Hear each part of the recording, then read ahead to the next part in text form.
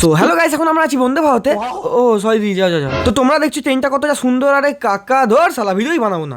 তো ভাই সকাল সকাল ব্যাকপ্যাক প্যাক করে ভাই ঘুরতে বেরিয়ে পড়েছিলাম। আর এখানে একটা সুটকেস আর একটা সুটকেস উপর চাপানো হয়েছিল। এরপরে নীল সাদা বুলেট ট্রেনটা হাওড়া স্টেশনে ঢুকে গেল। আর সেই ট্রেনটার সামনে দাঁড়িয়ে ইন্ডিয়ার সব থেকে বড় ব্লগার কি ভিডিও বানাচ্ছিল। তো এবার তোমাদেরকে আমি সস্তার বন্দে ভারত ট্যুর দিতে চলেছি। ঢুকেই দেখি ভলভো বাসের অনেকগুলো সিট খুলে বন্দে ভারত ঢুকিয়ে দেওয়া হয়েছিল। আর আমি এখানে জীবনে প্রথমবার সুইচ টেপার ডোর দেখলাম। বাট বাথরুমের সামনে গিয়ে আরাম তো অবাক। এখানে ওয়েস্টার্ন ইন্ডিয়ান দুটো স্টাইলই অ্যাভেলেবেল আছে। বেসিক্যালি তুমি দাঁড়িয়ে বসে যেভাবে চাও করতে পারো। টয়লেট বাট ভাই জোকস পার্ট, বাট টয়লেটটা ভাই সুপার ক্লিন ছিল আর বেশ ভালোই ফেসিলিটি ছিল। এরপরে আমি খুব বড় ইউটিউবার হওয়ার কারণে আমাকে স্ন্যাক্স দিয়ে চলে গেল। আর ভাই স্ন্যাক্সে অনেক কিছু ছিল, যেমন ঝালমুড়ি, মশলা চায়, পপকর্ন এইসব। এরপরে আমি এই গিলি টিস্যুটা দিয়ে হাত ফাত মুছে নিয়ে তাড়াতাড়ি করে খেতে লেগে গেছিলাম। প্রথমে ক্যারামেল পপকর্নটা খেয়ে তারপরে জুসটা খেয়ে বুঝলাম এটা পুরো সিরাপ। তাই জন্য একটু জল খেয়ে বোনের সঙ্গে আড্ডা দিচ্ছিলাম। এখানে মশলা চা রেডি হচ্ছিল। আর এই দেখো সেই ভয়ানক রেল দুর্ঘটনার ট্রেন। আর ভাই এটা রিয়াকশন না অন্য কিছু। এরপরে আমাদেরকে ডিনার দিয়ে চলে গেল। আর ডিনারে ছিল রুটি, জিরা রাইস, ডাল, চিকেন, কিছু ভাজাভুজি আর দই। তারপরে একটা ভদ্রবাড়ির ছেলের মতো আমি সুন্দরভাবে গুছিয়ে ডিনার করে নিলাম। আর ডিনারের শেষে আইসক্রিমটাকে হাতে নিয়ে পৌঁছে গেলাম ডেস্টিনেশনে। আর আমি কোথায় যাচ্ছি এটা আমি বলবো ভিডিও নেক্সট পার্টে। টাটা।